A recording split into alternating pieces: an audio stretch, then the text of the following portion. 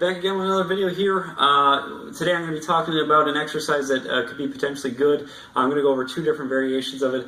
One a little more challenging, and then the second, if you find the first is a little difficult to perform, both of them can be good as a combined. So if you want to do both in one day, that's great. But once again, the first one's going to be a little bit more of an advanced form, and then if it feels too difficult, just roll into the second one and give this a shot. So this is going to be for some good lat stability, lat activation.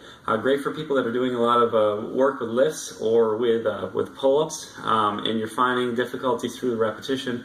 You're getting some aggravation in the lower neck, or potentially through the shoulder blade, or even in the shoulders. So let's get into this. What we're trying to do is to create communication through rigidness through the core and the hips. So that's a challenge to begin with, but we're also adding a component of creating the movement, the desired movement that we're working on in the gym. So this is for people that may be having a lack of communication here, and once again, having some pain or irritation through here consistently in recent time. So let's keep going. So once again, if you watch some of my videos, you might be familiar with this. We're going to get into a kneeling position. So this is going to be more of the advanced routine. And later on, we might even get into a little bit more of an advanced in another video. So I'd start with a lower weight. I'm going to do a 20-pound kettlebell. And this is going to be a low rep scheme, high time component movement. So it's going to be a slow or a negative load, and we're going to do a very few amount of reps for this. So my recommendation would be probably a couple rounds of this with a 5 to 8 rep scheme. So let's jump in. So I'm going to bring the bell up. I'm going to hold more in a cupping position on the horns. So I'm going to hold on the sides.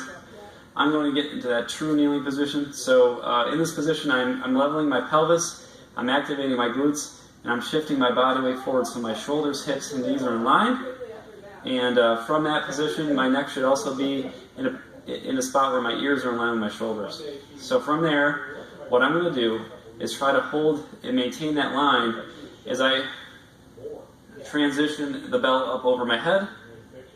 And then what I'm going to do is slowly bring the bell down while I'm trying to once again maintain that line.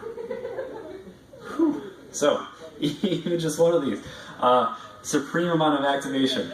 I get a great deal of control through here, so I'm feeling work being done through there. And more importantly, I'm feeling a lot of work being done through this area as well. So most people, while they're doing this, are going to feel a lot of cooking through their upper abdominal region. So once again, I'll just show you one more time. I'm going to come up in that kneeling position. I'm going to create that drive upwards with my scapula, keeping the kettlebell fairly close to my body, and then slowly descending back down in the same line that I brought it up. Trying to keep the arms in line and trying to maintain that core position. I'm trying to give about 5 seconds as I'm dropping through that motion. So that might be too difficult at this point, so there's another variation we can perform. You might have performed this in the gym already. And what we're going to do is lay on the floor in a supine position, knees up or down, doesn't matter. You're going to bring the bell up at about chest level. Once again, you bring the shoulder blades back and packed and try to engage the core slightly. And what we're going to do is try to keep our elbows facing up towards the ceiling in a straight position, and we're going to drag the weight down towards the floor and then slowly descend it back up.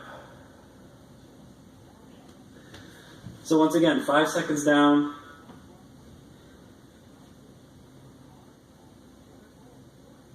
5 seconds up.